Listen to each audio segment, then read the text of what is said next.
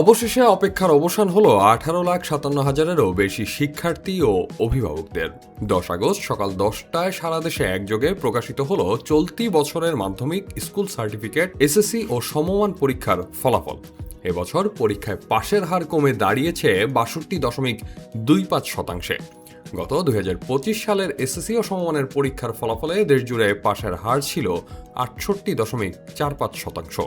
সেই হিসেবে এবার পাশের হার 6.20% কমেছে। এবছর অনুত্তীর্ণ অর্থাৎ ফেল করা শিক্ষার্থীর সংখ্যা বেড়েছে প্রায় 90,000। পরীক্ষায় অংশ নেওয়া মোট 18,29,485 জন শিক্ষার্থীর মধ্যে উত্তীর্ণ হয়েছে 11,38,877 জন। অনুত্তীর্ণ হয়েছেন 6,90,608 জন। 2025 সালে মোট পরীক্ষার্থী ছিলেন 19,04,086 জন।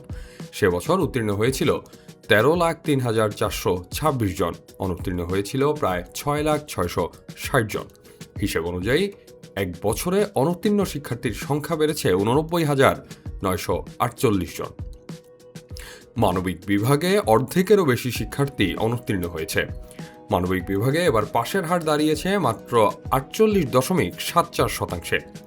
এই বিভাগে পরীক্ষা দেওয়া 6,17,885 জন শিক্ষার্থীর মধ্যে উত্তীর্ণ হতে পেরেছে মাত্র 3,01,174 জন। এদিকে বিজ্ঞান বিভাগে পাশের হার 80.64%। 5,66,958 জন পরীক্ষার্থীর মধ্যে পাশ করেছেন 4,57,188 জন, যা পাশের দিক থেকে সব বিভাগের মধ্যে সর্বোচ্চ। আর ব্যবসায় শিক্ষা বিভাগে পাশের হার 64.29%। 2,19,696 জন শিক্ষার্থীর মধ্যে উত্তীর্ণ হয়েছে 1,41,248 জন। 2025 সালের তুলনায় এবার জিপিএ 5 পাওয়া শিক্ষার্থীর সংখ্যা কমেছে 22,356 জন। 11টি শিক্ষা বোর্ডের অধীনে এবার জিপিএ 5 পেয়েছেন 1,16,676 জন শিক্ষার্থী। গত বছর জিপিএ 5 পেয়েছিলেন 1,39,032 জন শিক্ষার্থী। প্রকাশিত ফলাফল বিশ্লেষণে দেখা গেছে, ফলাফল ও কৃতিত্বের স্বাক্ষর উভয় ক্ষেত্রেই ছেলেদেরকে আবারও পেছনে ফেলেছেন মেয়েরা।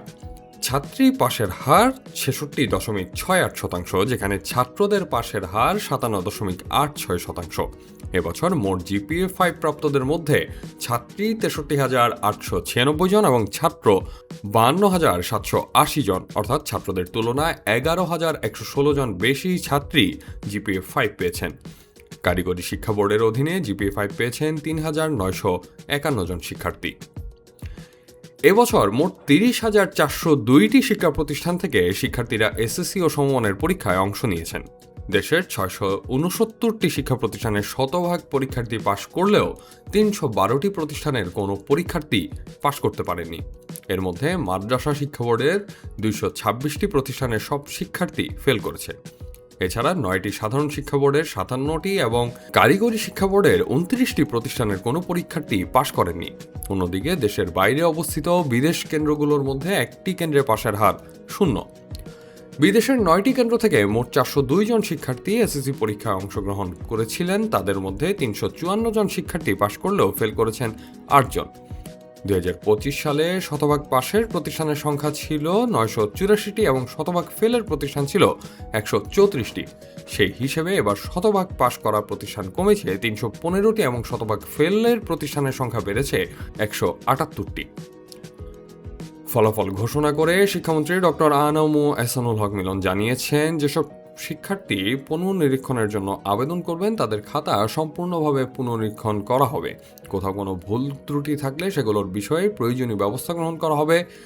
ফল পুনর্নিরীক্ষণের জন্য আগামীকাল মঙ্গলবার 11 আগস্ট থেকে আবেদন করা যাবে। আবেদন গ্রহণ চলবে 17 আগস্ট পর্যন্ত।